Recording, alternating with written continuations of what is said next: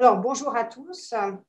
En tant que membre de la commission du séminaire interfacultaire en environnement, je suis ravie de vous accueillir aujourd'hui pour ce thème juridique, l'écocide, qui va être traité par Madame Valérie Cabanès. Madame Cabanès est une spécialiste de ce concept. C'est une juriste française internationaliste qui est spécialisée dans les droits de l'homme et le droit humanitaire. Elle a passé 2 décennies à travailler pour des ONG de terrain dans le domaine des droits de l'homme, la défense des peuples autochtones, la reconnaissance des droits de la nature. Elle a également cofondé et est actuellement présidente d'honneur de l'ONG Notre Affaire à tous, qui œuvre en faveur de la justice climatique et qui est à l'origine de l'affaire du siècle pour ceux qui suivent les affaires en France sur les questions climatiques, sur les questions environnementales globales comme la pollution de l'air. Ces affaires, ces procès sont extrêmement intéressants.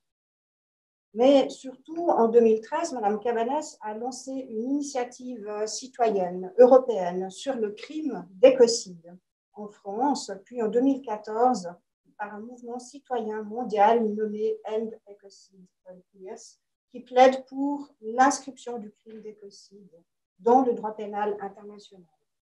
En 2020, elle a intégré le panel d'experts internationaux chargé par la Fondation Stop Ecocide de rédiger une définition juridique. Le problème est là. Donc, une définition juridique de l'écocide. Et Madame Cabanès a également publié de nombreux ouvrages. Alors, j'en cite 2. Un nouveau droit pour la terre pour en finir avec l'écocide en 2016 et Homo Natura en harmonie avec le vivant en 2017. Outre les nombreuses participations à des ouvrages collectifs. Et c'est donc avec un grand plaisir que je vais céder la parole à Mme Cabanès pour son intervention d'aujourd'hui intitulée « L'écocide, un crime contre la sûreté de la planète ». Donc, comme c'est usuellement le cas, vous aurez la possibilité de poser des questions à la fin de cette séance. Elle sera elle-même suivie d'un apéritif. Mais donc, nous allons tout d'abord entendre Madame Cabanès avec plaisir. Vous avez la parole. Merci beaucoup.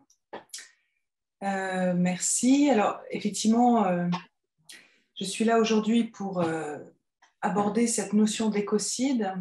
Alors, je vous rassure tout de suite, je ne vais pas vous faire un cours de droit. Ce n'est pas mon objectif. Ce qui est important pour moi, c'est surtout de vous amener à avoir une réflexion sur les enjeux actuels, les enjeux face à la crise écologique, face à la crise climatique, enjeux qui ne se reflètent pas encore dans le droit, qui est resté quelque part un peu figé dans une conception du monde occidental qui perçoit les humains comme maîtres et possesseurs de la nature et qui regarde la nature comme un objet et non pas comme un sujet. Donc pour vous amener à ce concept, je vais passer par différentes étapes.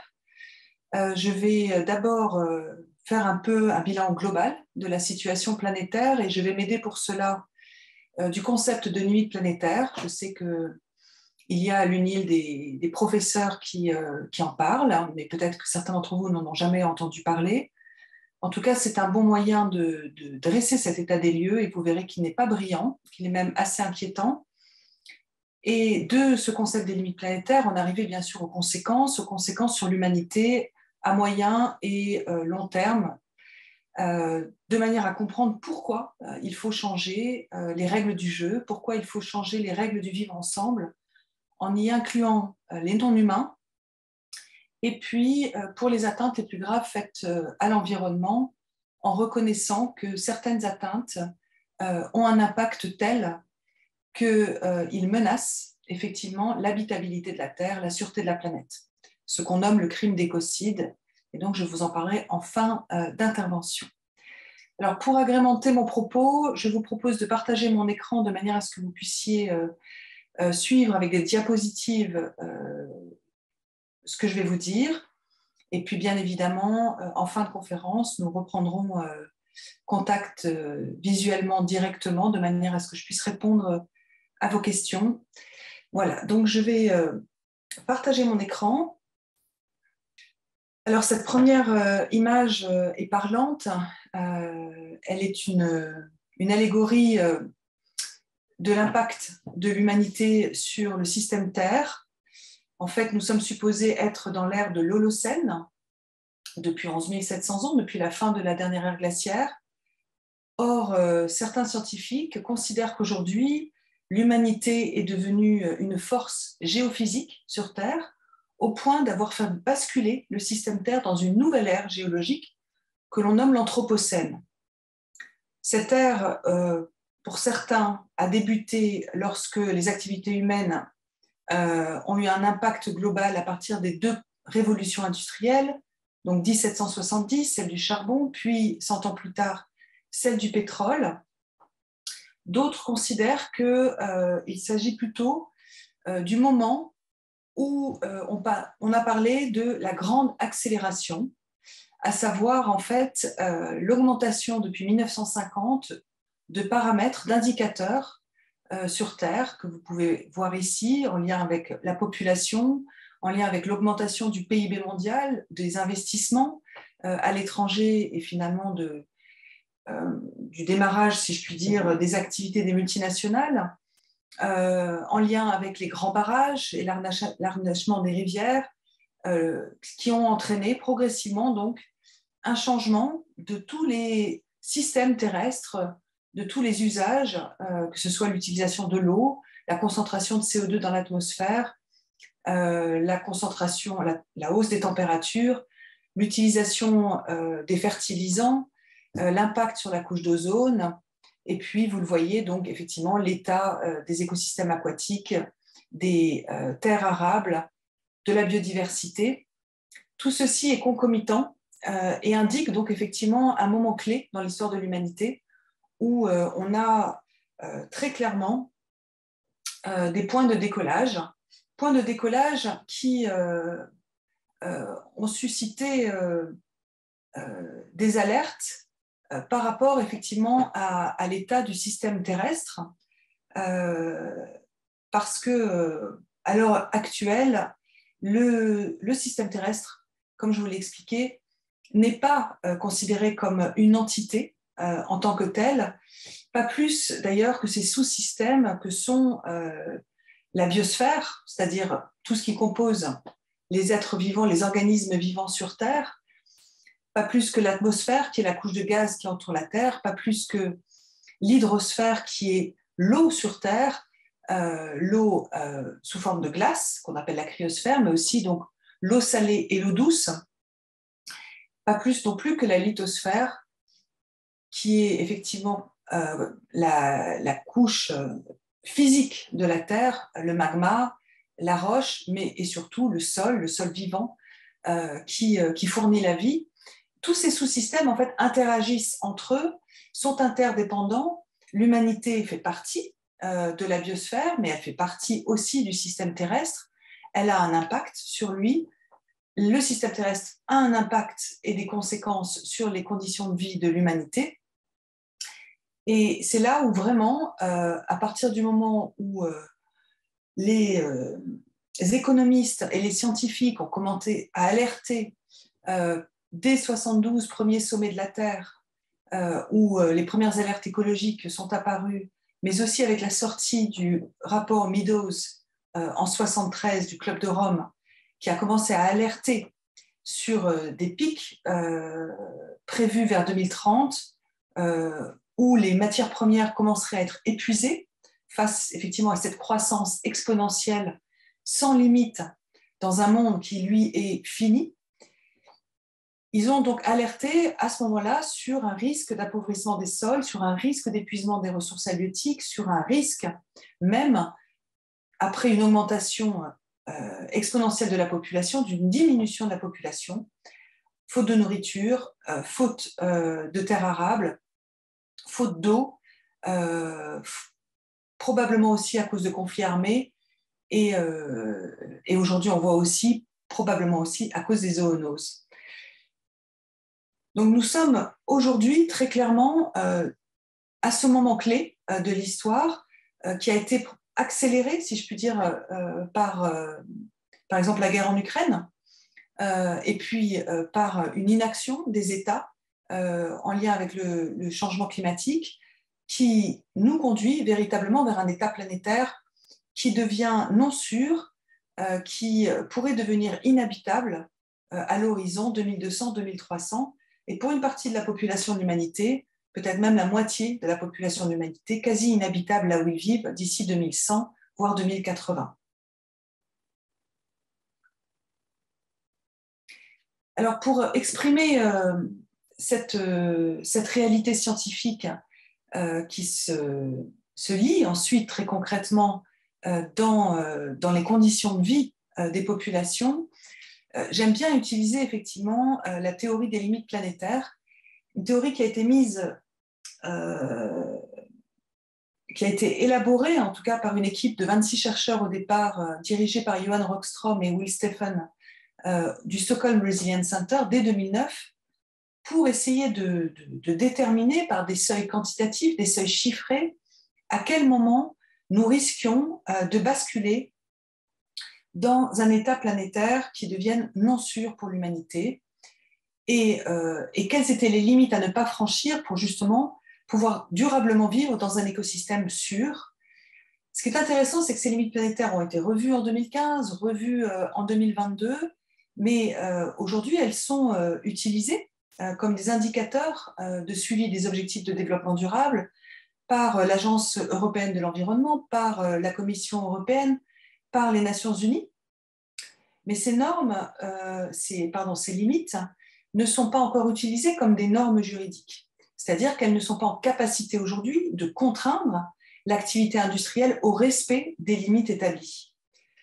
Alors, pour ceux qui ne parlent pas l'anglais, les limites en question donc, sont en lien avec le changement climatique, avec la perte de biodiversité, avec les perturbations globales du cycle de l'azote et du phosphore, avec la modification d'usage des sols, avec l'acidification de l'océan, avec la couche d'ozone et le trou qui, à une époque, s'est formé dans la couche d'ozone, ce qu'on appelle la déplétion de la couche d'ozone, avec les aérosols atmosphériques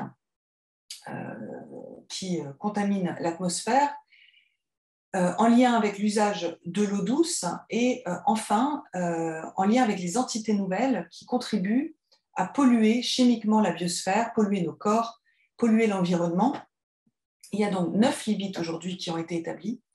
Or, à l'heure où je vous parle, 6 d'entre elles, à l'échelle globale, ont été franchies. Je vais donc vous proposer de voir quelles sont les limites qui ont déjà été franchies et d'en comprendre les enjeux. 2 limites ont été considérées comme absolument fondamentales par le Stockholm Resilience Center. Il s'agit de la première et de la seconde limite, celle en lien avec le changement climatique et celle en lien avec la biodiversité, parce qu'elles interagissent fortement l'une avec l'autre, et c'est ces 2 limites qui conditionnent le fait de ne pas aller vers un monde qui devienne inhabitable.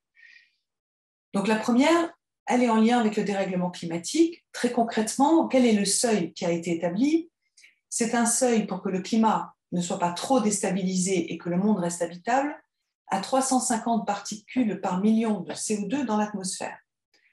Avant l'ère industrielle, nous étions à un seuil naturel, qui était là depuis des milliers d'années, à 280 particules par million de CO2. Mais à l'heure où je vous parle, nous sommes déjà arrivés à 421. Donc nous avons franchi cette limite allègrement. Ce qui est assez effrayant à comprendre, c'est que si l'on regarde par le passé, on se rend compte qu'il y a eu des époques sur Terre où le climat était de 2 à 3 degrés plus élevé qu'aujourd'hui en termes de température globale.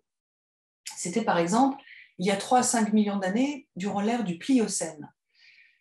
Or, à cette époque, avec seulement 2 à 3 degrés de plus, le niveau des océans était lui supérieur de 10 à 20 mètres par rapport au niveau actuel. Et à 4 degrés de plus, toute la glace sur Terre fond, ce qui veut dire que les océans peuvent monter jusqu'à 60 mètres. Ce qui veut dire que la géographie terrestre, telle que vous connaissez le monde, sera totalement transformée et que une grande partie des terres émergées ne seront plus du tout habitables puisqu'elles seront sous l'eau ou en tout cas submergées régulièrement.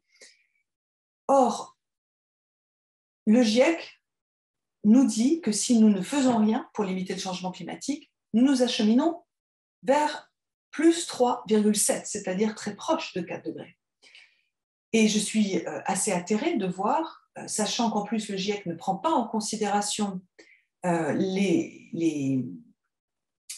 relâchement de méthane en lien avec la fonte du permafrost, qui est un gaz considéré 25 à 28 fois plus puissant que le CO2 sur une période de 100 ans, je suis assez atterrée que les gouvernements n'agissent pas plus, que l'accord de Paris ne soit pas un accord qui ait été contraignant. Et c'est une des raisons pour lesquelles notre affaire à tous a effectivement attaqué en justice le gouvernement français pour inaction climatique et non-respect de ses obligations internationales en lien avec l'accord de Paris. Alors ça veut dire quoi déjà aujourd'hui?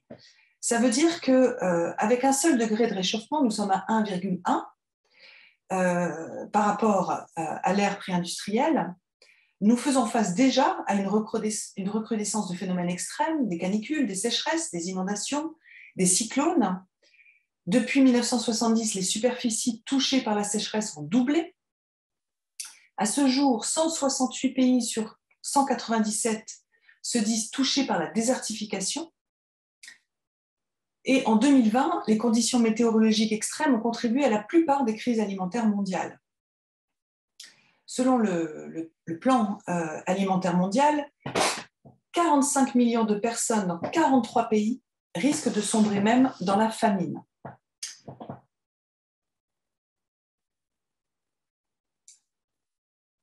Donc, le risque de déplacer augmente. Je vais y revenir très rapidement bientôt.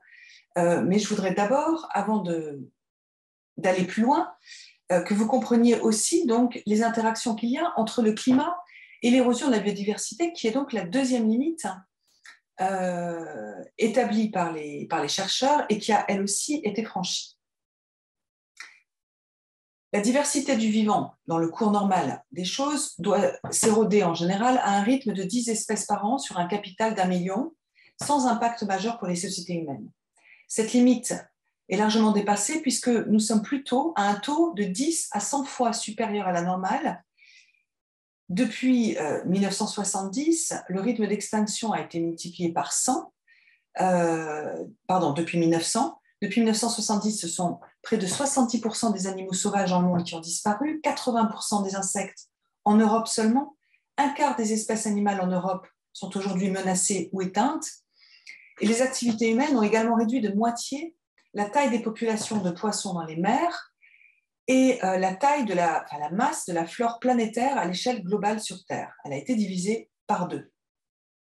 Selon le GIEC, 30% de toutes les espèces animales et végétales seraient menacées d'extinction à l'échelle globale si le climat se réchauffait de 1,5 à 2,5 degrés par rapport à 1850, 1,5 étant le seuil établi par l'accord de Paris, sachant, comme je vous l'ai expliqué, que pour l'instant, il est probable que nous atteignions ce 1,5 d'ici 10 ans et que nous allions bien au-delà d'ici 2100. C'est pourquoi les chercheurs de l'IPBES, qui est l'équivalent du GIEC pour la biodiversité, ont affirmé que nous étions officiellement entrés dans une 6e extinction de masse. La Terre a connu déjà 5 extinctions depuis 3,6 milliards d'années, mais à aucun moment, une des espèces de la Terre a été responsable de cette extinction de masse. C'est la première fois dans l'histoire de la Terre qu'une espèce humaine a eu cet impact au point, effectivement, de menacer le vivant sur Terre. Alors, les principaux facteurs de changement sont la demande de nourriture, d'eau, de ressources naturelles, qui entraîne une perte grave de biodiversité, conduit à une modification des fonctions écosystémiques, la déforestation massive pour trouver de nouvelles terres qui sont, pour celles déjà exploitées, extrêmement dégradées entraîne la perte d'habitat pour les animaux sauvages, favorise les contacts entre les animaux domestiques et les humains, augmente donc le risque de zoonose comme la Covid-19, mais il existe aussi bien évidemment d'autres causes de destruction des milieux naturels qui sont en lien aussi avec la destruction, en tout cas la déstabilisation du climat, à savoir l'extraction pétrolière, et puis une autre cause, l'extraction minière, partout dans le monde. Ces images sont assez éloquentes. Vous voyez dessus les sables bitumineux en Alberta, où la forêt boréale primaire est totalement coupée, rasée, le sol vivant enlevé littéralement pour essayer de trouver en dessous du sable qui contient du bitume donc qui va servir à faire du pétrole, mais qui est dissocié du sable à coup de quantité d'eau phénoménale et de produits chimiques, détruisant totalement un écosystème local sur des centaines et centaines d'hectares, ayant un impact bien évidemment sur la pollution de l'eau, sur les animaux, sur les populations autochtones qui y vivent. C'est véritablement ce qu'on pourrait considérer, vous le verrez, comme un écocide. Un autre écocide en cours, c'est la pollution du delta du Niger au Nigeria, une pollution pétrolière qui est grande comme la superficie du Portugal, et qui est en lien donc avec une non-maintenance des infrastructures pétrolières de toutes les grandes multinationales du pétrole, européennes, américaines et autres.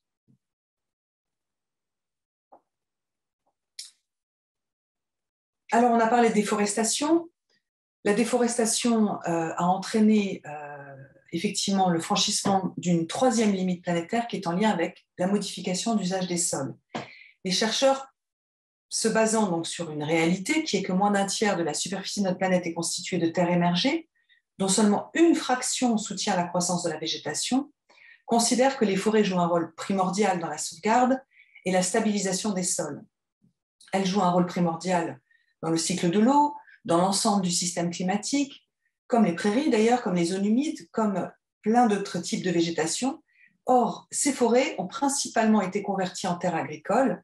80% de la couverture mondiale forestière originelle a été abattue ou dégradée, alors que nous aurions dû en garder au moins 75% pour maintenir la biodiversité, contribuer à maintenir un climat stable, continuer à maintenir un cycle de l'eau efficace.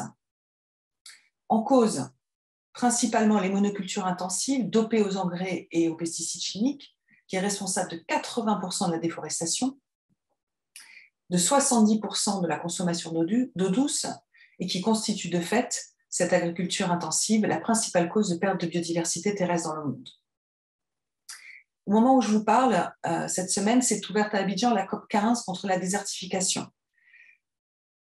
2 semaines après la publication d'un rapport de l'ONU établissant que plus de 70% des terres émergées ont été transformées par les activités humaines et que 40% sont dégradées, c'est-à-dire souffrent d'un manque de nutriments plus ou moins grave, à tel point que la qualité des sols s'est transformée pour beaucoup en une productivité quasi nulle, les sols devenant une sorte de poussière aujourd'hui improductive. Là aussi, cette qualité des sols a un impact sur le climat. Les sols en bonne santé stockent le carbone, se dégrader en émettent. La qualité des sols a donc aussi une importance sur la biodiversité, sur la filtration de l'eau et la rétention de l'eau, et en période de sécheresse, c'est extrêmement important. Et vous le verrez donc sur la sécurité alimentaire, sur la santé, la pauvreté, les migrations et les risques de conflits. En fait, cette situation affecte aujourd'hui déjà 50% de la population du globe et menace la moitié du PIB mondial qui dépend des ressources naturelles. Ce sont les chiffres de l'ONU de cette année.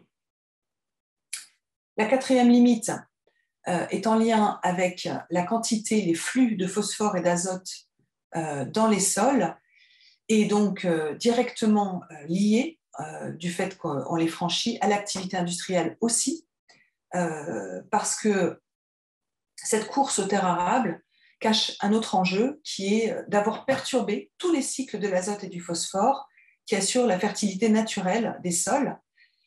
Les activités humaines, en fait, ont converti plus d'azote atmosphérique en forme réactive que tous les processus terrestres de la Terre combinés. On a donc rajouté de l'azote réactif dans l'atmosphère en ajoutant des engrais azotés dans les sols pour les rendre plus fertiles, dans un cercle vicieux infernal, puisque en fait, ces engrais finissent par polluer les voies navigables, polluer les zones côtières en eutrophisant les rivières. Les plantes n'arrivent pas à absorber effectivement cet excès d'engrais phosphorés dans les sols, et ceci se retrouve dans les systèmes aquatiques. Et en même temps, les teneurs en nitrate explosent, acidifient les cours d'eau quand l'eau ruisselle vers les rivières.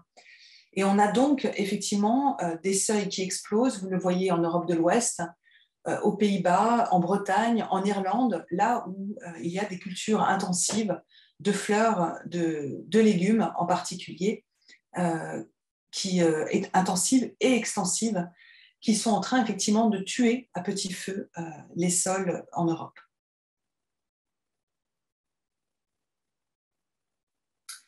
La 5e limite franchie est celle en lien avec la pollution chimique. Et cette limite vient juste d'être franchie. Jusqu'à présent, je ne parlais que des 4 premières limites parce que, en fait, on ne connaissait pas bien jusqu'à présent ce qu'on appelle les entités nouvelles. Or, les chercheurs du Potsdam Institute et du Stockholm Resilience Center ont commencé donc à pouvoir les identifier, les déterminer. C'est compliqué puisqu'il existe en circulation plus de 350 000 substances qui ont été créées par l'homme, qui n'existaient pas à l'état naturel sur la planète. Ce chiffre, ce volume de production de substances chimiques de synthèse a été multiplié par 50 depuis 1950 et continue de croître sans relâche. Or, cette pollution, donc causée par les plastiques, les pesticides, les solvants, les polluants organiques persistants, anthropogènes, constitue aujourd'hui donc une véritable menace à grande échelle dans l'environnement, chez les êtres vivants. On se rend compte donc qu'ils provoquent des maladies. C'est ce qu'on appelle donc aujourd'hui les perturbateurs endocriniens, par exemple. Et donc, ils affectent la plupart des animaux, la plupart des humains sur Terre. Et puis, le plastique, qui pose en soi un énorme problème, puisque la production de plastique a augmenté de 79% entre 2000 et 2015, et ces plastiques représenteraient désormais deux fois la masse de tous les mammifères vivants sur la planète. Il est estimé aussi que d'ici 2050, il y aura en poids dans l'océan autant de plastique que de poissons. Je ne sais pas si vous réalisez.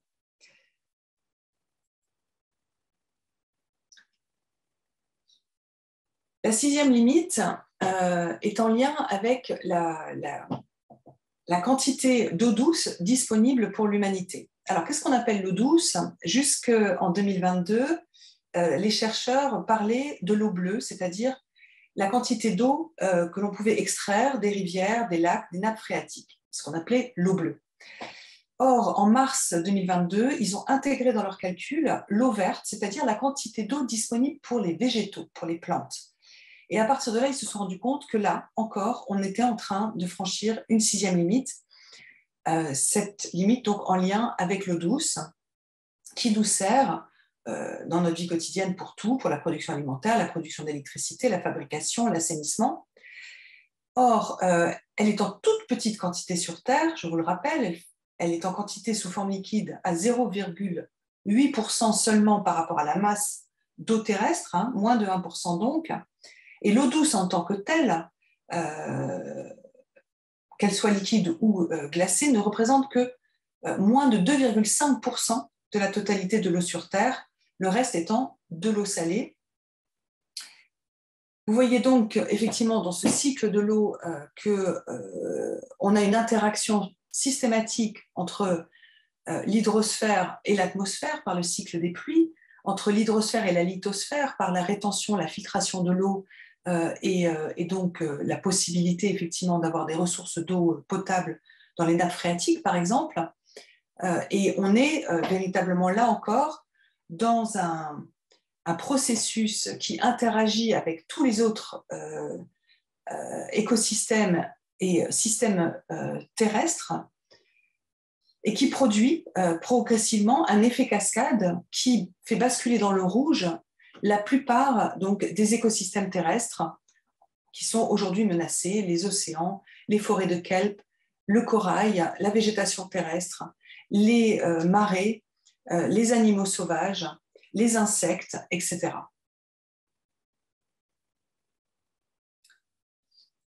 C'est pourquoi, quand on est face à ce constat, on se rend compte en fait qu'on peut regarder en spectateur la vie disparaître sous nos yeux, véritablement, mais si l'on regarde les effets concrets sur les sociétés humaines, on se rend compte qu'à très court terme, et pour certaines populations dès aujourd'hui, on ne peut plus aujourd'hui garantir les droits fondamentaux humains.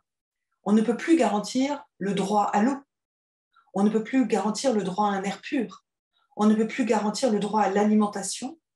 On ne peut plus garantir le droit à un habitat, étant donné le nombre de personnes qui doivent quitter leur territoire. On ne peut plus garantir non plus le droit à la santé par la pollution, par les zoonoses qui sont d'origine anthropique.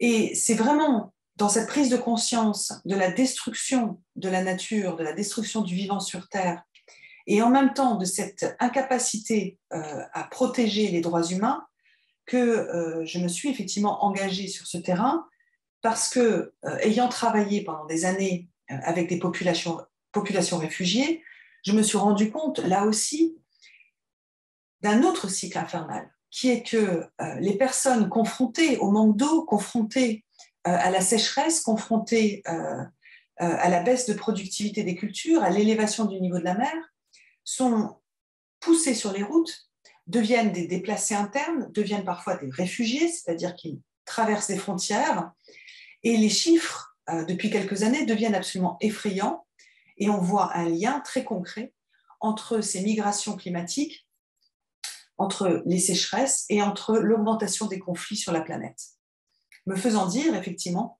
que la non-protection du système Terre devient une menace à la paix et à la sécurité humaine. Très concrètement, pour l'OCDE, aujourd'hui, une personne sur deux sera confrontée au manque d'eau en 2030.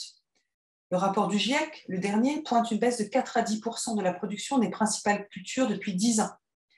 En conséquence à ce rythme, ce sont près de 80 millions de personnes supplémentaires qui pourraient souffrir de la faim d'ici à 2050 avec un réchauffement à 2 degrés seulement. Le rapport de la Banque mondiale de 2021 indique, lui, que d'ici 2050, il y aura des déplacés internes à hauteur de 216 millions de personnes. C'est l'Afrique subsaharienne qui est la plus touchée en termes de nombre de migrants climatiques internes, le Bangladesh aussi, qui est submergé progressivement par les eaux, à qui l'on prédit près de 20 millions de migrants climatiques internes d'ici à 2050. De façon générale, la région Asie du Sud est très impactée et la région Pacifique, n'en parlons pas. D'ailleurs, si l'on regarde les chiffres en 2080 qui ont été posés par ces différents rapports, un tiers de la population mondiale manquera d'eau, 25 à 90% selon les régions de la population mondiale sera sous-alimentée, 20 mégapoles, c'est-à-dire de plus de 15 à 20 millions d'habitants, vont être menacés par les eaux, dont 13 simplement en Asie, 10 000 îles, dont une grande majorité dans le Pacifique, risquent de disparaître. Vous comprenez aussi pourquoi il y a en ce moment une négociation pour un pacte mondial sur les migrations qui est à l'ébauche pour répondre à un vide juridique qui est que le statut de réfugié climatique n'existe pas en droit international. Il a été reconnu une seule fois par un État jusqu'à présent, mais on est loin d'une reconnaissance internationale. Et donc, ces migrants sont considérés comme des migrants économiques comme les autres et doivent répondre à toutes les exigences des États pour obtenir des permis de séjour.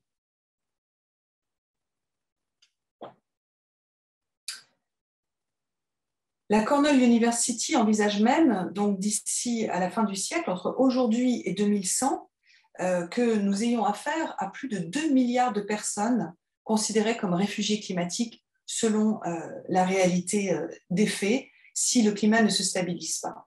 C'est pourquoi je maintiens que la crise climatique devient une menace à la paix.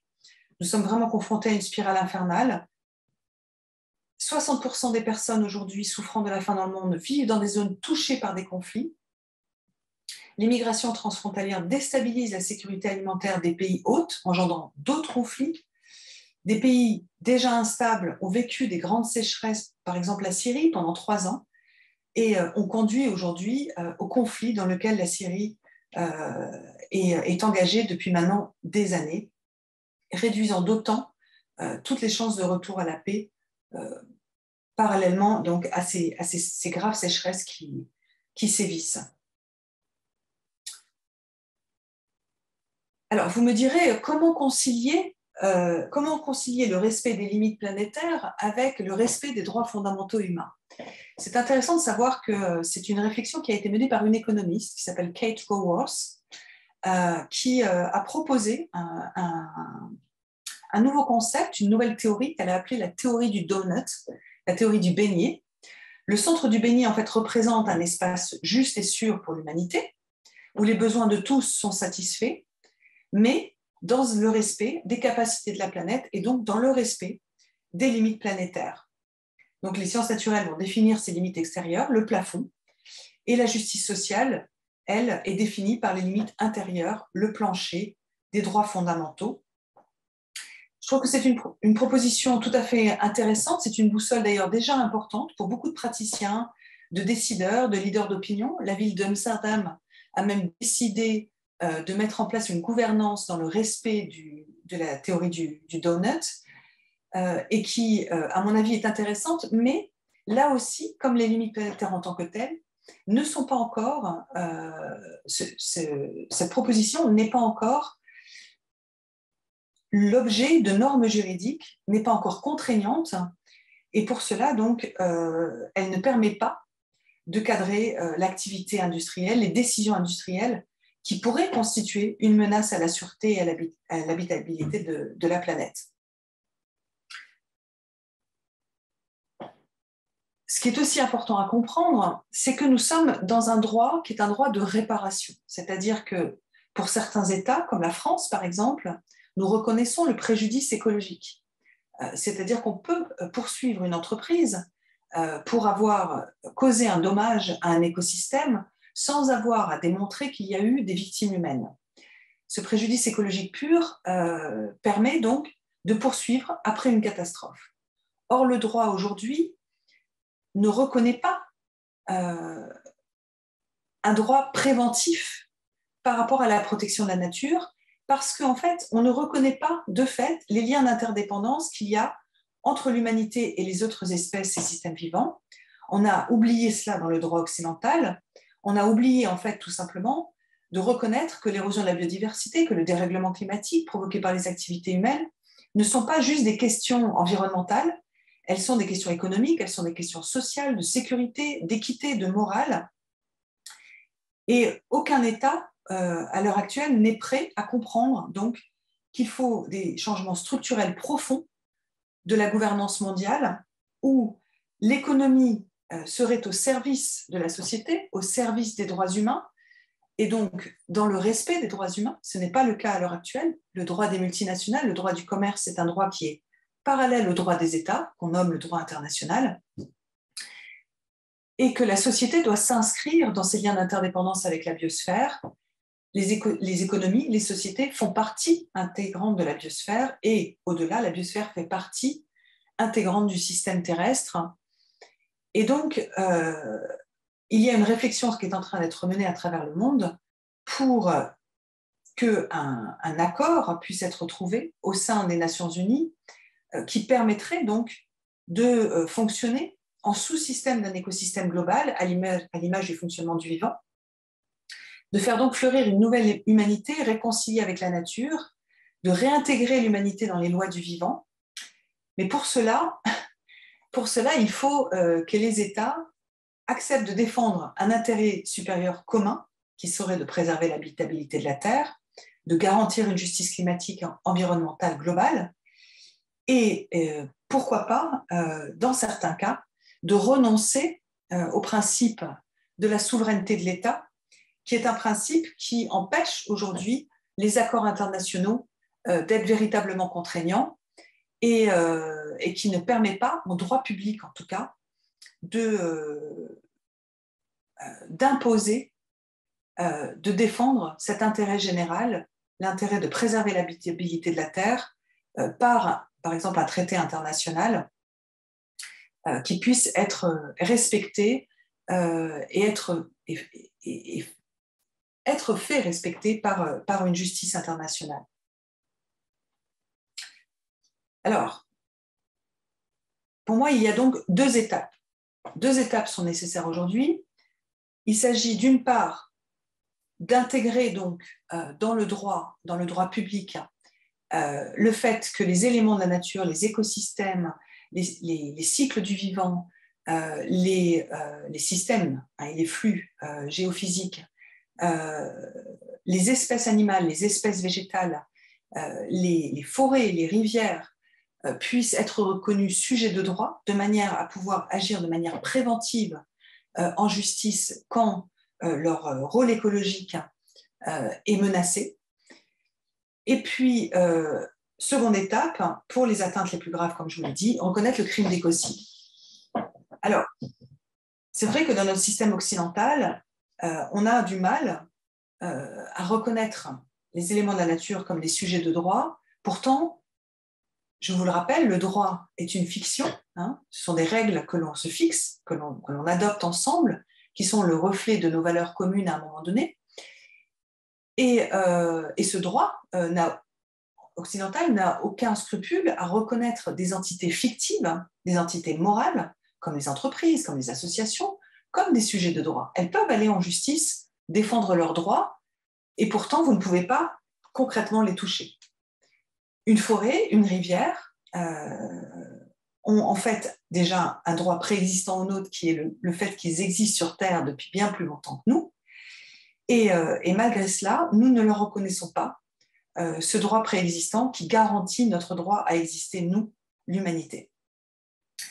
Donc depuis maintenant 2010, il y a une action diplomatique internationale qui est menée, qui a d'abord été lancée lors de la conférence mondiale des peuples sur le changement climatique et les droits de la terre-mer à Cochabamba en Bolivie en 2010, en proposant aux Nations Unies un projet de déclaration universelle des droits de la Terre qui reconnaissent donc, qui affirment d'une part la nécessité de protéger la nature pour sa valeur intrinsèque et non pas dans une vision utilitariste seulement pour l'humanité. Ensuite, de reconnaître les éléments de la nature, les écosystèmes, les espèces comme des sujets dotés de droits au nom de leur rôle écologique et au nom de leur droit à exister, de leur droit à se régénérer et de leur droit à se maintenir. Une action diplomatique a été relancée cette année par l'Équateur au sein des Nations Unies pour faire adopter ce projet de déclaration universelle des droits de la nature en proposant, l'Équateur propose que les États s'associent à la relecture, à la rediscussion de ce texte. Et de nombreuses résolutions appellent aujourd'hui à la reconnaissance des droits de la nature.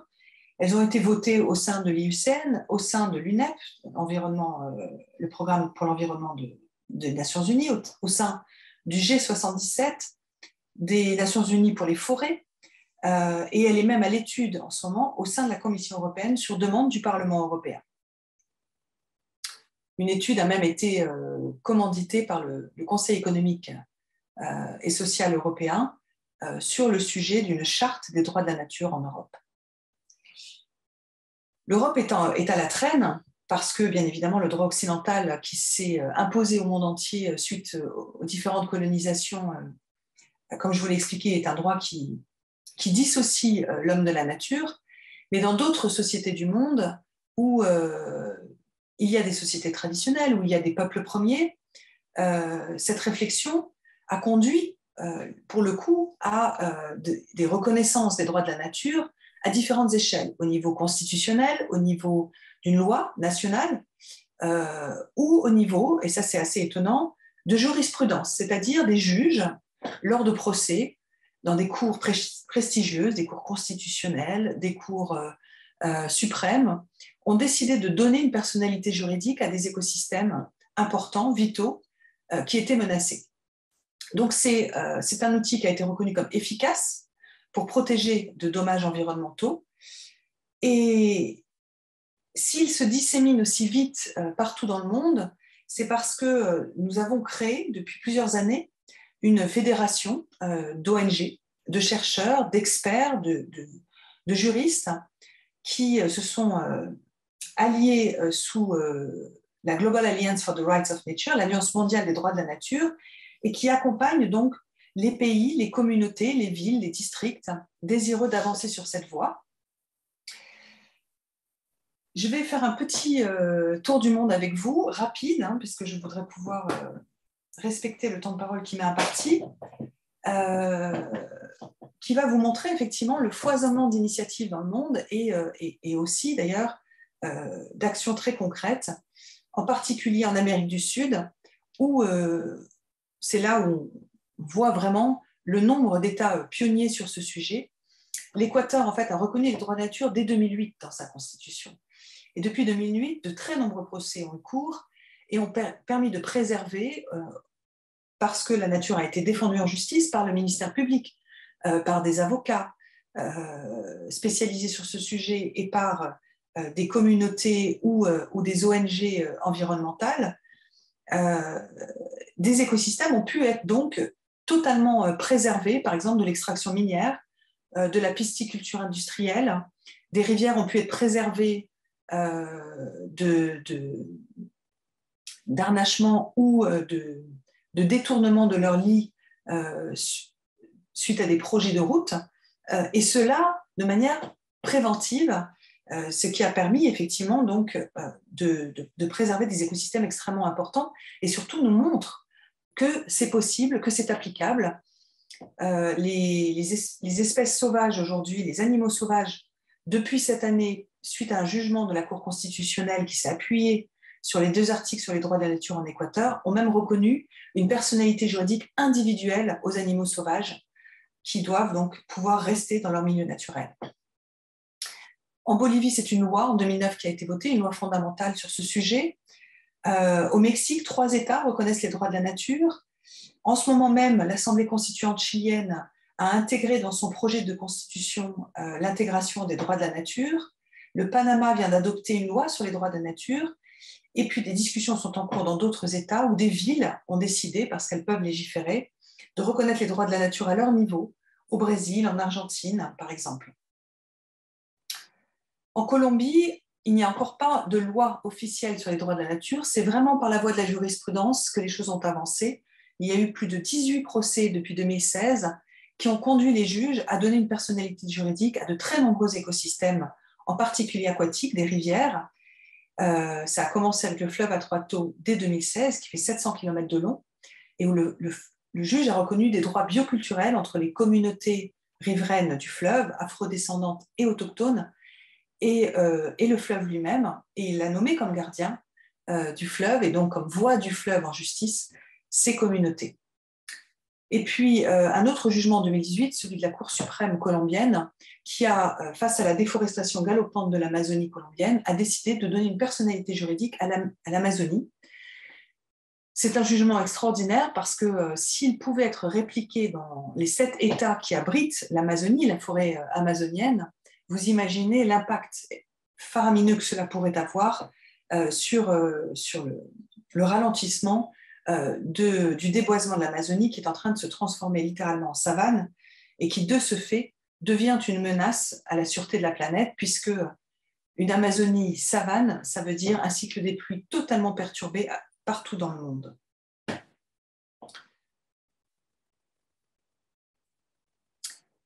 Les droits de la nature ont été aussi reconnus très tôt aux États-Unis. Alors, on pourrait penser que ce sont des communautés autochtones des nations indiennes qui ont leur propre constitution, qui les ont reconnus, mais ce n'est pas le cas. Ce n'est d'ailleurs pas le cas parce que même si effectivement les droits de la nature ont été inspirés par la manière dont les peuples autochtones interagissent et définissent leurs règles du vivre ensemble avec la nature, en aucun cas ces peuples avaient besoin de les écrire, ces droits. Pour eux, ces droits de la nature sont une évidence puisque la nature nous préexiste et qu'elle a donc des droits et qu'à partir de là, c'est à nous de nous adapter à ces lois naturelles et de trouver des règles du vivre ensemble entre humains et non humains qui permettent à la nature de continuer à être préservée, à être partagée, à être durable. Et donc, ce sont des villes américaines blanches qui ont vu un outil à travers la reconnaissance des droits de la nature et des communautés locales pour se préserver de projets industriels comme la fracturation hydraulique, comme le passage de pipeline, comme les puits de pétrole aux États-Unis. Et donc, dès 2006, il y a eu des villes qui ont donc reconnu les droits de la nature dans leur législation locale. Il y en a plus de 30 aujourd'hui.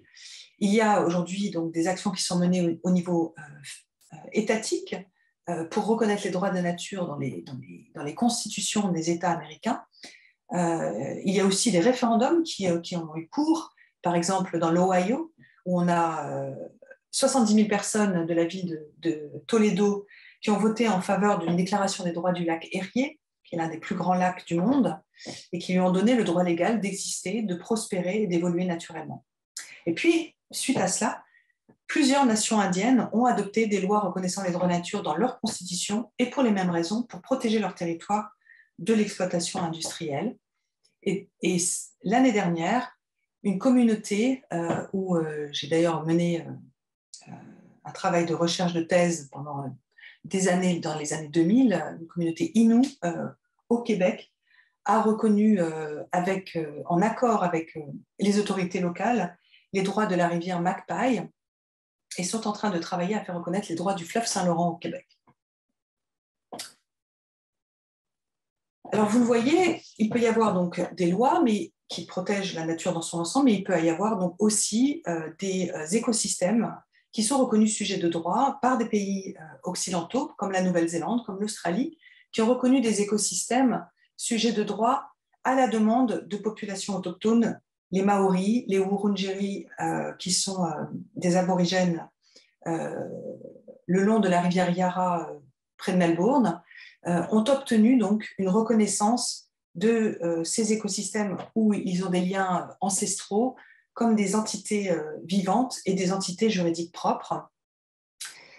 Ce qui a effectivement fait grand bruit en Europe, puisque pour le coup, on était sous l'influence de la couronne anglaise et où le Parlement a donc accepté, voté de reconnaître sujet de droit des éléments de la nature, ce qui était une révolution véritablement. Et ça a eu une influence à travers le monde, donnant effectivement des ailes à d'autres continents, comme l'Afrique, où l'Ouganda a reconnu les droits de la nature en 2019, comme l'Asie, où des juges en Inde, au Népal, au Bangladesh, se sont appuyés sur cette révolution juridique qui avait été beaucoup médiatisée en Nouvelle-Zélande pour asseoir des jugements reconnaissant des écosystèmes himalayens, les 450 rivières du Bangladesh, et puis tout dernièrement par la Haute Cour de Madras, la terre-mère, la terre nourricière dans son ensemble comme sujet de droit. Alors, finissons par l'Europe. Vous vous en doutez, je travaille sur ce sujet depuis longtemps, faisant partie de l'Alliance mondiale des droits de la nature. On essaye de faire avancer ce sujet et j'avoue que c'est en train de prendre depuis, je dirais, 2 ans.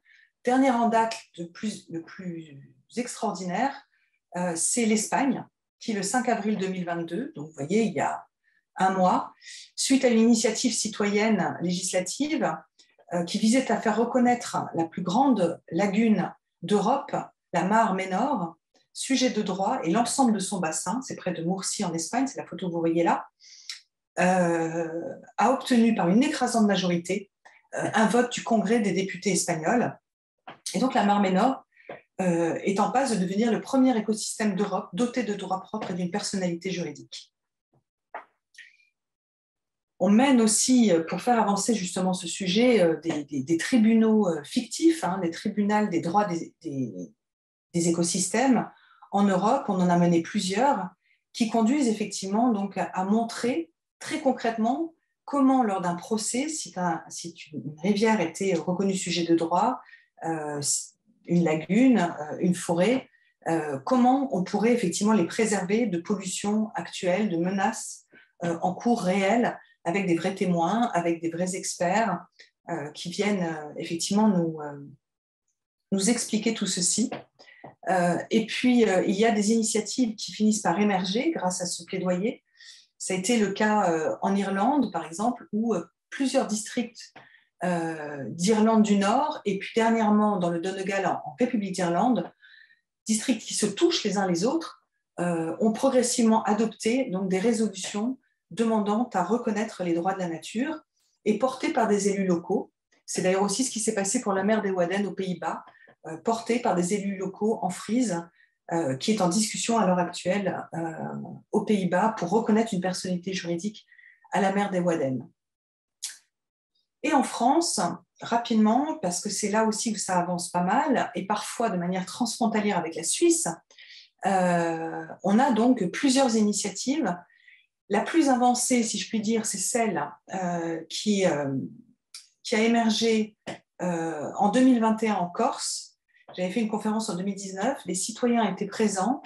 Ils ont décidé d'écrire une déclaration des droits d'un fleuve, le fleuve Tavignane, qui est menacé par un centre d'enfouissement de terres amiantaires. Et donc, ils ont rédigé une déclaration des droits du fleuve Tavignane, mais qui a été adoptée en décembre 2021 par l'Assemblée territoriale de Corse elle-même, signée par elle, signée par une trentaine de municipalités, de la même manière que l'appel du Rhône, qui vise à donner une personnalité juridique du fleuve, qui a été initié par une association suisse qui s'appelle IDEO, a été signé par la métropole de Lyon, par la ville de Lyon, et le maire de la ville de Lyon s'est même engagé, à partir de l'année qui vient, à collaborer et à mettre autour de la table, lors des négociations autour de tous les impacts liés au fleuve Rhône, de travailler avec une assemblée populaire du Rhône que nous sommes en train de constituer, qui a été tirée au sort, et qui va donc conseiller les élus sur une relation plus respectueuse avec le fleuve et sur le respect de ses droits les plus fondamentaux. Voilà, il y a plein d'autres initiatives en cours. Le Parlement de Loire pour le fleuve Loire, des études qui sont menées pour la Seine, pour la Bièvre, pour différentes rivières en Bretagne, etc. Alors ça, c'est pour l'aspect droit public. Essayer donc de rendre notre droit beaucoup plus écosystémique et donc de poser des règles du vivre ensemble qui incluent les non-humains dans la manière dont on interagit avec notre environnement. Mais vous comprenez bien qu'il y a encore un régime d'impunité important qui, de fait, sur des dirigeants économiques, sur des dirigeants politiques, qui font peser des menaces graves à l'environnement, qui font peser des menaces graves au système terrestre en général, et souvent en connaissance des conséquences de leurs activités ou de leurs décisions. Par exemple, je vous donne un exemple très concret, pas mal de multinationales du pétrole ont produit des documents internes, des études qui ont fini par être divulguées, et où on a découvert que depuis des décennies, ils sont au courant de l'impact sur le climat de leurs activités et où ils ont décidé délibérément de financer des campagnes climato-sceptiques pour pouvoir continuer leurs investissements dans des infrastructures pétrolières, par exemple, et capter à eux les subventions des États et des actionnaires et des banques pour pouvoir continuer ces activités, sachant très bien ce qui était en train de se produire. Et c'est par rapport à ce régime d'impunité-là que nous sommes effectivement un certain nombre à demander à réhabiliter, à reconnaître un crime qui se nommerait le crime d'écocide, qui signifie étymologiquement, oikos signifie la maison, le domicile, qui ensuite était compris comme l'habitat, l'environnement, et puis la racine latine cide, qui signifie tuer, détruire. Donc le fait de détruire notre maison commune. Alors on n'a pas inventé ce terme, il s'est fait connaître durant la guerre du Vietnam, il a été utilisé par Olof Palme, Premier ministre suédois qui a ouvert le sommet de la Terre en 1972 à Stockholm. Il a été utilisé par un biologiste aussi, pour dénoncer l'usage de l'agent orange par l'armée américaine au Vietnam, mais aussi au Laos, au Cambodge, etc. Et puis, il s'inspire, ce terme, de l'approche adoptée par le juriste polonais Raphaël Lemkin, qui avait inventé le mot génocide en novembre 1944, qui a conduit à une convention internationale sur le crime de génocide. Alors, très concrètement, ce que nous demandons, donc, c'est de rediscuter l'incrimination d'écocide qui avait été elle-même discutée pendant les années 90 au moment où on a rédigé le statut de la future Cour pénale internationale qui existe aujourd'hui et qui s'est ouverte en 2002. Ce statut donc, a été signé en 1998 et pendant plusieurs années, il était prévu que les crimes contre l'environnement en temps de guerre, mais aussi en temps de paix, soient reconnus dans le statut, les crimes graves, hein, bien évidemment, c'est-à-dire au même titre que les crimes reconnus aujourd'hui, le crime contre l'humanité, les crimes de guerre, le crime de génocide, le crime d'agression. Or, certains pays ont fait pression et n'a été retenu dans le statut que les dommages délibérés et graves à l'environnement en temps de guerre.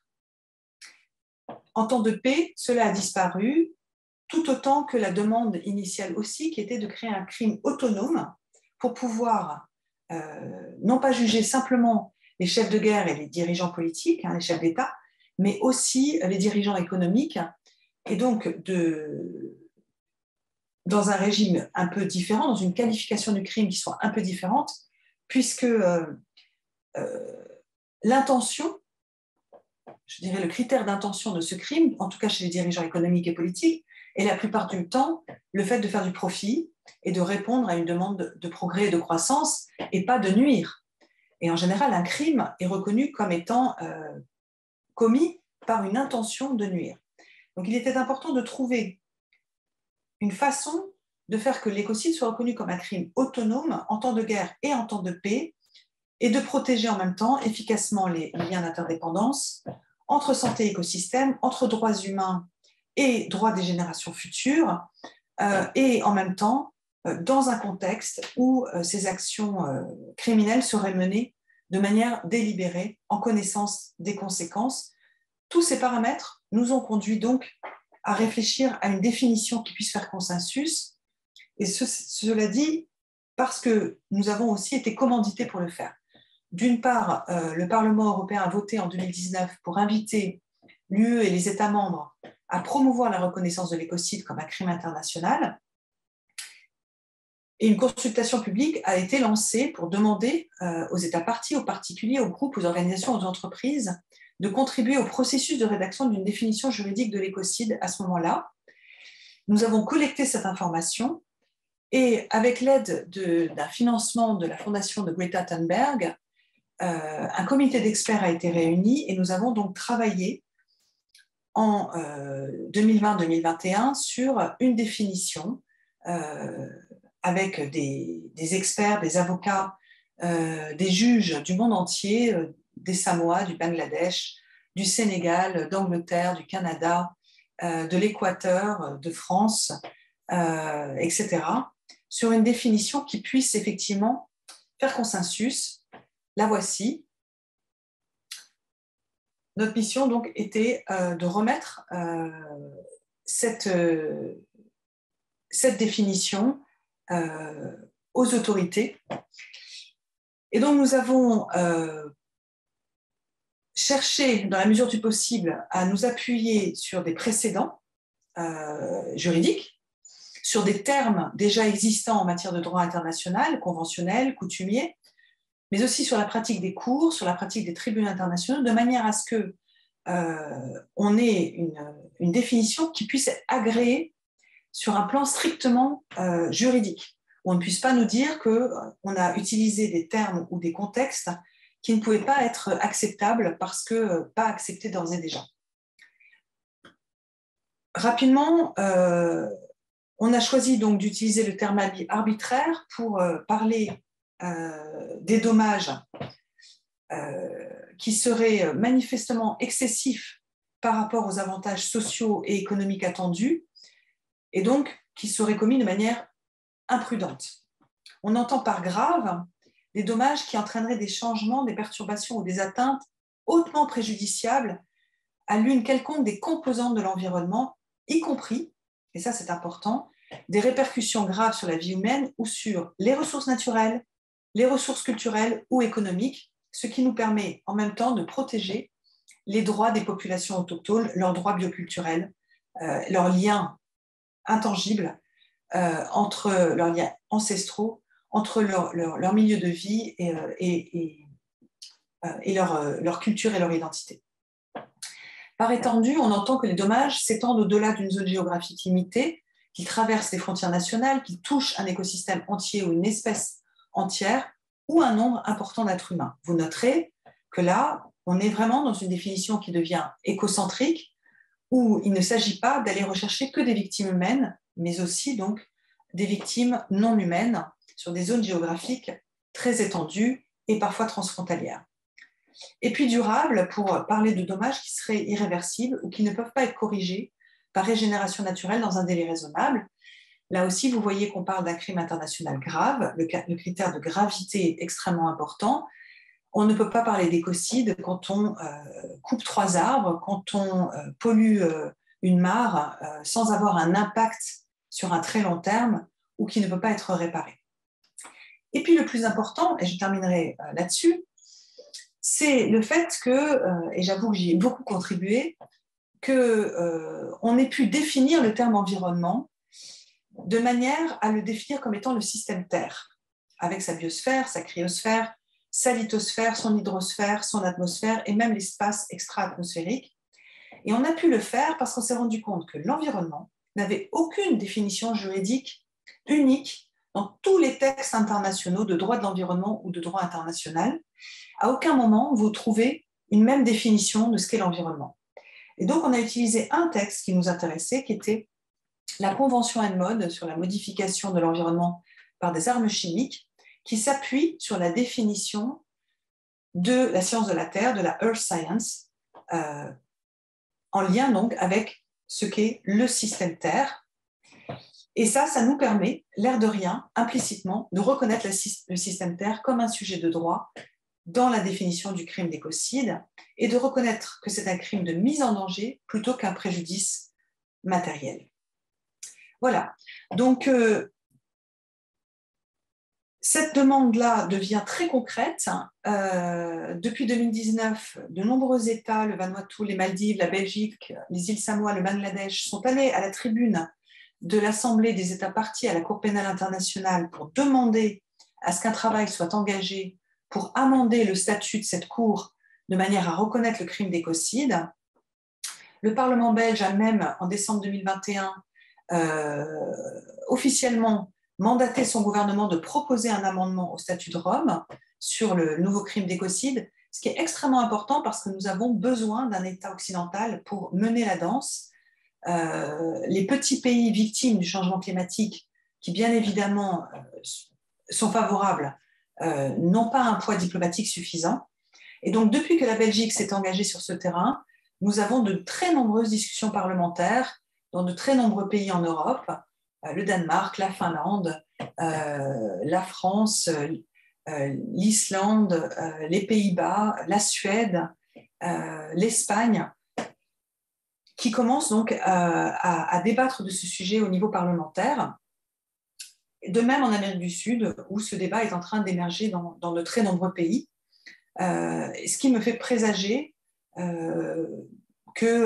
voilà, on commence à avoir une base solide pour les actions à venir, d'autant plus que le Parlement européen a voté 6 fois en faveur de l'appui de l'Europe à un amendement auprès de la CPI, et même 2 fois pour qu'on ait un crime d'écocide reconnu à l'échelle du droit européen.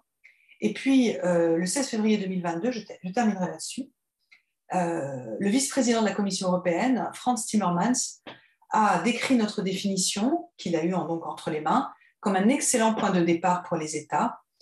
Et le Parlement européen a de nouveau voté le 16 février 2022 en soutien à une reconnaissance d'une loi sur l'écocide. Voilà, je vais m'arrêter là.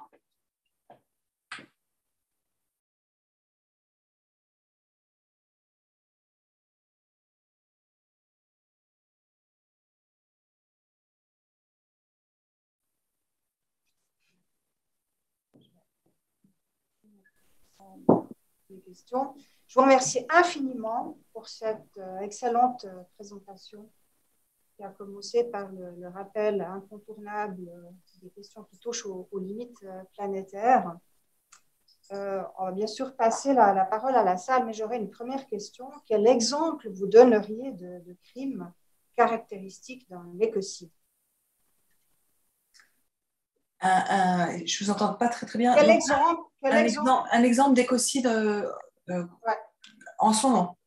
Ouais. C'est ça? Parce que vous avez esquissé un exemple. Oui. Donc les pétroliers, n'est-ce pas? Les pétroliers, extraction de pétrole, qui ensuite le revendent, etc. On est bien d'accord que les pétroliers agissent sur la base d'autorisation. Absolument. C'est pour ça que la définition donc arbitraire, illicite ou arbitraire, permet effectivement de contourner le problème de la légalité. C'est-à-dire qu'à partir du moment où le système Terre devient protégé par la reconnaissance du crime d'écocide, et les écosystèmes de manière plus précise, plus générale, on serait en capacité, avec cette définition, d'aller rechercher les responsabilités de personnes qui ont agi de façon arbitraire, sachant les dommages que cela allait causer, même si l'activité en tant que telle était encore légale. Vous me suivez?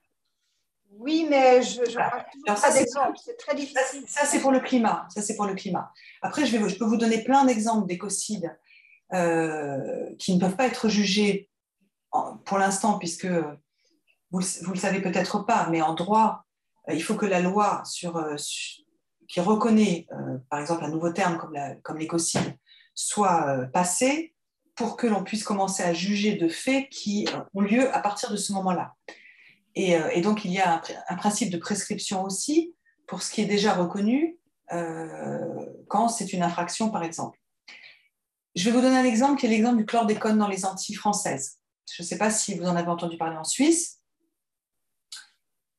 Le chlordécone, donc, a été autorisé par les autorités françaises, par le gouvernement français, dans les Antilles pendant les années 70, au moment où cette molécule qui sert donc comme insecticide sur les plantations de bananes était interdite. Cette molécule a été interdite à l'échelle internationale par une convention internationale, a été même interdite aux États-Unis, qui n'interdit pas grand-chose, a été interdite en métropole, c'est-à-dire sur le territoire métropolitain de la France, mais les autorités françaises ont dérogé à cela pour les Antilles, considérant donc, dans une manière très, je dirais, coloniale, qu'il était dans un intérêt économique certain de pouvoir continuer à produire un maximum de bananes aux Antilles sans considération pour l'impact sur la santé et sur les écosystèmes. Or, aujourd'hui, ce scandale a fini par apparaître. Les terres antillaises sont contaminées pour 700 ans. En Guadeloupe, il y a eu une augmentation de plus de 95% de cancer de la prostate. Et donc, on sait aujourd'hui que ces populations ont été condamnées par une décision qui est venue du plus haut sommet de l'État. Et en cela, pour moi, il y a effectivement un crime d'écocide parce qu'on est véritablement sur un crime qui est grave et étendu et durable.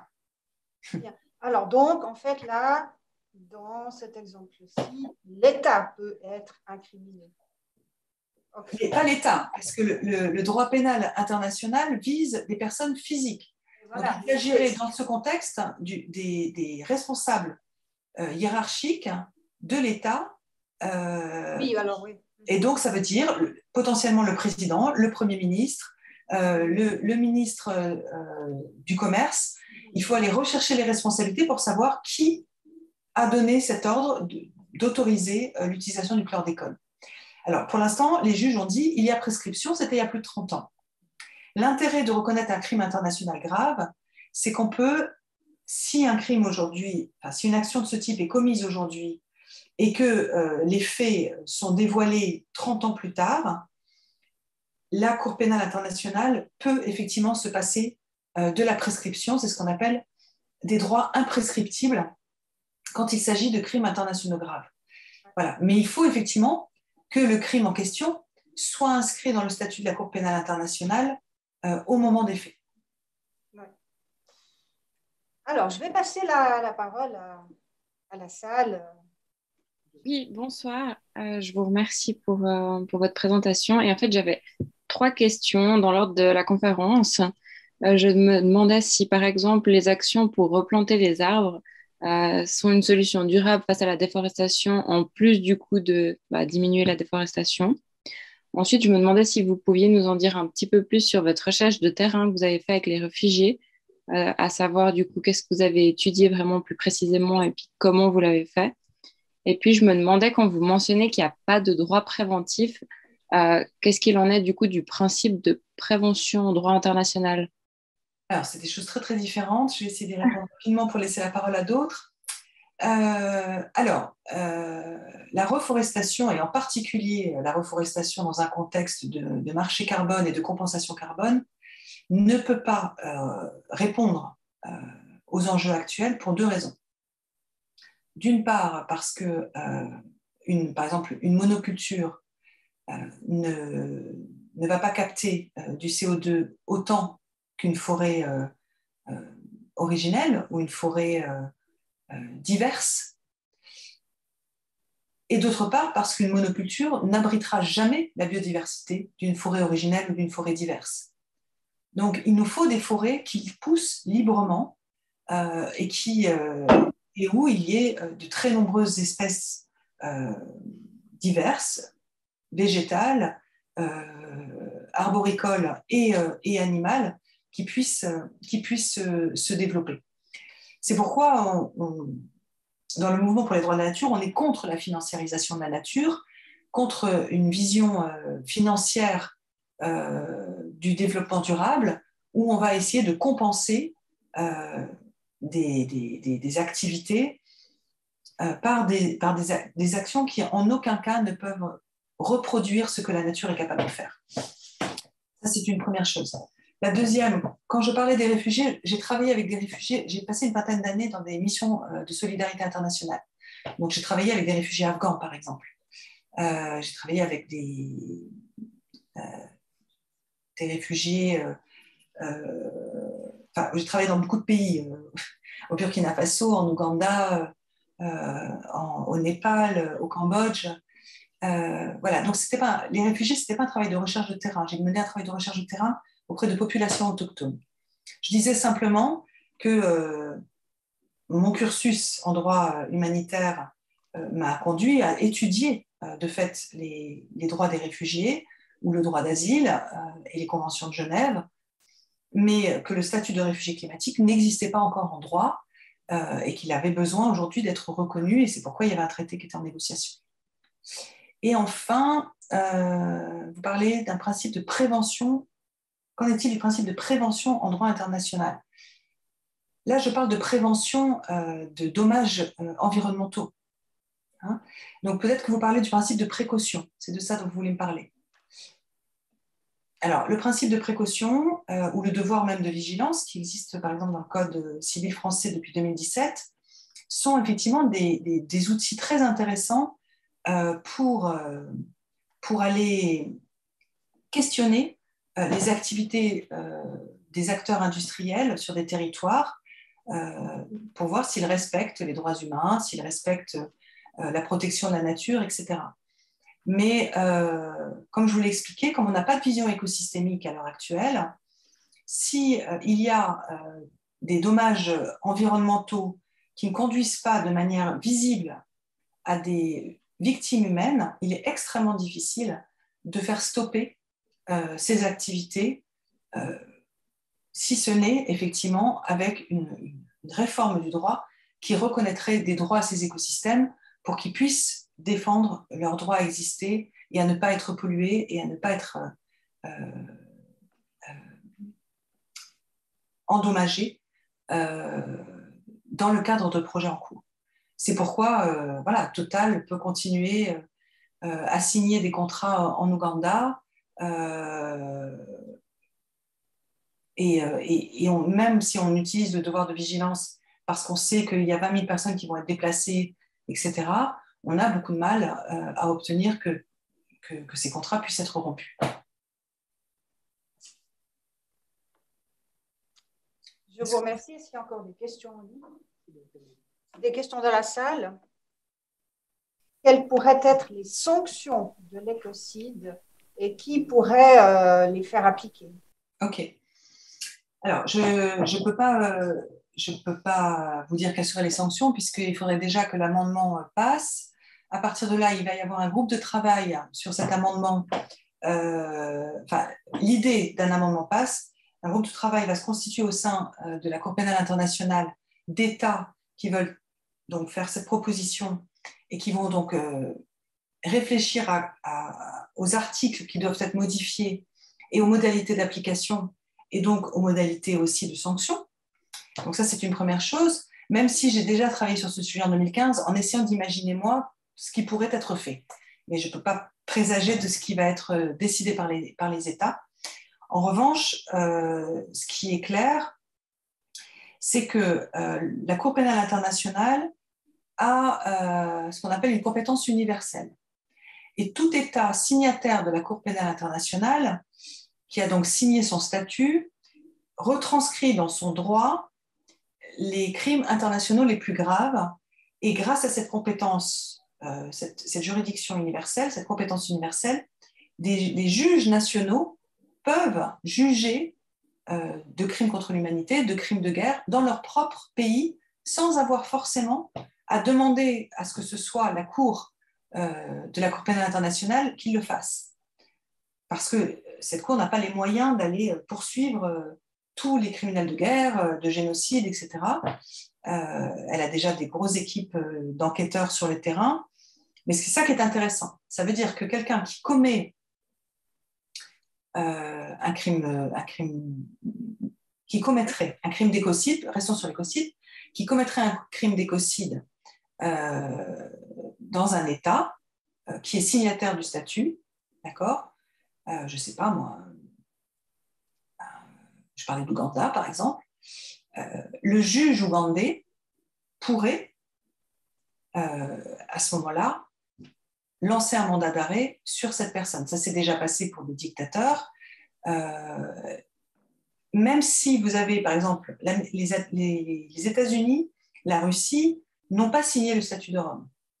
Mais si le dirigeant ou un chef d'État, je pense à Trump par exemple, qui s'était retiré de l'accord de Paris, mais si le dirigeant d'une société pose les pieds dans un État qui lui est signataire, il peut être arrêté de la même manière que s'il commet un écocide dans un État qui est signataire, il peut y avoir un mandat d'arrêt qui est posé.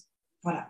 Donc, l'intérêt de faire reconnaître le crime d'écocide par la CPI est vraiment d'user de cette compétence universelle. Alors, bien évidemment, c'est souvent c'est des peines de prison, et c'est des peines de prison. Regardez en France où le délit d'écocide a été reconnu, pas le crime, on est quand même sur des peines de 10 ans. Et donc, si on parle d'un crime, on parle facilement de 20, 25 ans, 30 ans. Je vous remercie. Il y a encore une question en ligne. Bonjour. Alors moi, ma question, elle tenait à la condition de réelle probabilité. Et je me demandais en fait s'il y avait possibilité de la préciser, parce que j'y vois une grande brèche pour argumenter finalement sur les dommages qui peuvent être subis par l'environnement, etc., qui s'inscrivent finalement dans une durée très, très longue. Et ma deuxième question, ça aurait été, on parle donc de volet pénal, mais sur le volet civil, est-ce qu'une réparation pourrait être éventuellement envisagée, une responsabilité civile à cet égard? Oui, alors je vais déjà répondre à votre dernière question, puisque ça complète ce que je disais tout à l'heure. Bien évidemment, alors l'intérêt d'un crime autonome, comme je vous l'ai expliqué, c'est de pouvoir aussi donc, poursuivre des dirigeants économiques, mais bien évidemment aussi des entités morales. Et donc d'avoir des peines qui sont aussi des sanctions financières. Ça, c'est une réalité. C'est aussi le cas d'ailleurs sur le délit d'écocide en France. Ça peut monter jusqu'à 4,5 millions aujourd'hui. Et nous avions fait des propositions pour que ce soit un pourcentage du chiffre d'affaires de la société.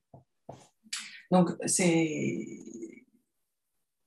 d'ailleurs un problème qu'essaie de résoudre le procureur de la CPI. En 2016, l'ancien procureur Fatou Bensouda avait été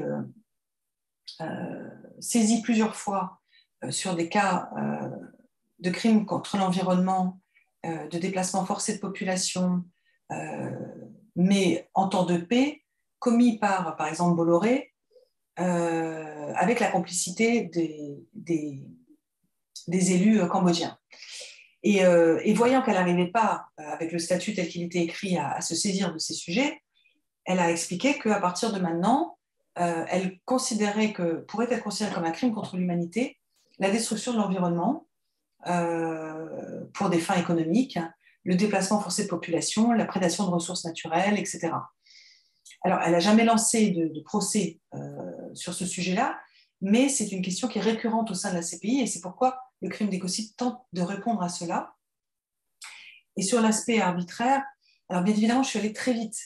Je vous informe, s'il y a des juristes dans la salle, que nous avons produit un commentaire d'une dizaine de pages qui explique comment nous en sommes arrivés à cette définition et qu'est-ce que sous-tend chaque expression de cette définition, dont aussi l'amendement sur le préambule que nous avons proposé et qui explique donc de manière très précise ce que l'on entend par arbitraire et comment le définir.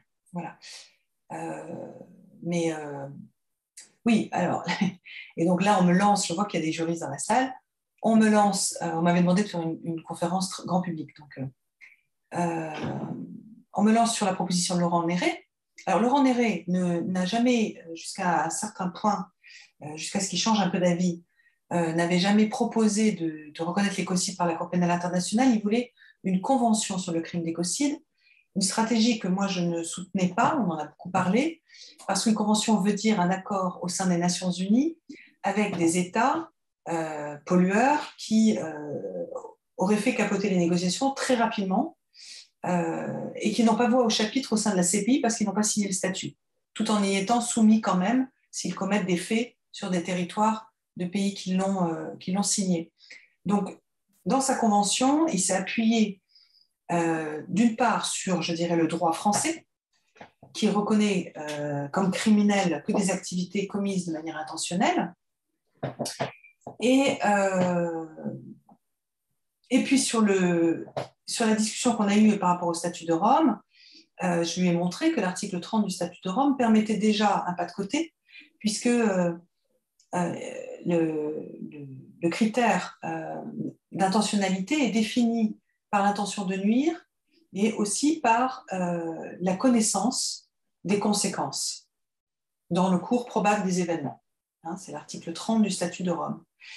Et dans la définition que l'on propose du crime d'écocide, s'il arrive à être reconnu comme autonome, on a utilisé donc cette notion d'arbitraire qui nous permettrait de couvrir effectivement des actions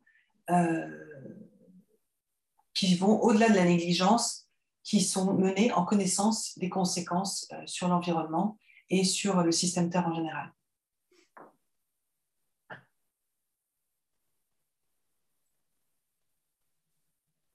Il y avait aussi une question de M. Favre. Alors, n'est-il pas illusoire de penser que des États acceptent de soumettre leurs dirigeants à des poursuites non soumises à la prescription et ne se retireront pas simplement du traité de Rome cas échéant? Alors, c'est une très bonne réflexion. Alors, c'est aussi une réflexion stratégique que nous avons depuis plusieurs années. Je ne sais pas si vous êtes au courant d'un traité contraignant les multinationales au respect des droits humains et de l'environnement qui est en négociation depuis 2014 au sein des Nations Unies et qui a été lancé par l'Équateur et l'Afrique du Sud, qui a été rejoint très vite par 85 États. Et quand on regarde la liste de ces États, et quand on sait que le crime d'écocide vise surtout à lever l'impunité des multinationales, on sait, nous, à travers les retours que l'on a de nombreux États, que de nombreux États sont dans l'attente justement que les multinationales puissent respecter le droit de l'environnement, les droits humains, et de manière plus générale, agir en protection du système Terre. Et si vous regardez donc ces 85 États qui sont à l'origine du traité contraignant les multinationales au respect du droit de l'environnement et des droits humains, vous retrouvez ces mêmes États comme signataires du statut de la CPI. Or, pour qu'un amendement passe, il faut que 2/3 des États partis à la CPI le votent. Et 2/3 des États, c'est 81-82 États. Donc, c'est jouable. C'est d'autant plus jouable qu'il y a même des États africains aujourd'hui qui pensaient quitter la CPI parce qu'ils ont l'impression, et à raison, que beaucoup de dirigeants africains sont ciblés par la CPI et peu dans les autres pays du monde, mais en revanche, qui trouveraient que ce serait extrêmement positif de pouvoir effectivement être mieux protégés grâce au crime d'écocide.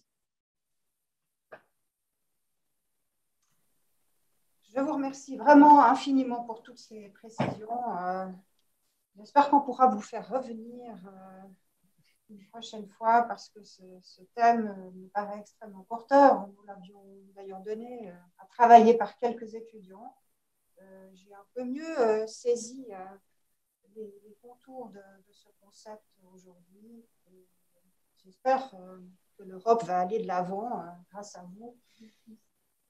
Oui, alors je ne suis pas toute seule, heureusement, et c'est vrai que je vais calmer un petit peu les interventions à partir de l'année qui vient, scolaire. Mais vous inquiétez pas, on est quand même plusieurs maintenant à travailler sur ce sujet. Les experts qui ont travaillé avec moi sur la définition, qui pour certains sont vraiment des grandes pointures, acceptent aussi de venir. Pas forcément en français, ça peut être en anglais, mais en tout cas, si vous êtes intéressé, on vous trouvera quelqu'un. On va suivre, on va suivre. Voilà. S'il n'y a pas d'autres questions et compte tenu de l'heure, je propose qu'on mette un terme à cette séance pour aujourd'hui. On remercie encore une fois Madame Cabanès.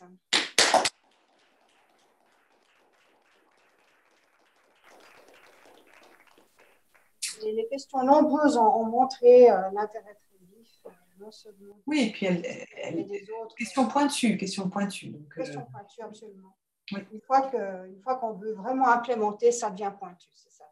Voilà, donc je vous invite en mot de conclusion donc, à aller sur le site de la Fondation Stop Écocide, Stop Écocide International, où vous pourrez retrouver le commentaire, et puis vous la retrouverez aussi sur Ecocide Law, qui est un site juridique qui a été construit par des experts juridiques autour de la notion d'écocide. Très intéressant, merci. On communiquera, voilà. J'imagine, ces sources, ces liens. Merci, au revoir. Au revoir, madame, merci infiniment.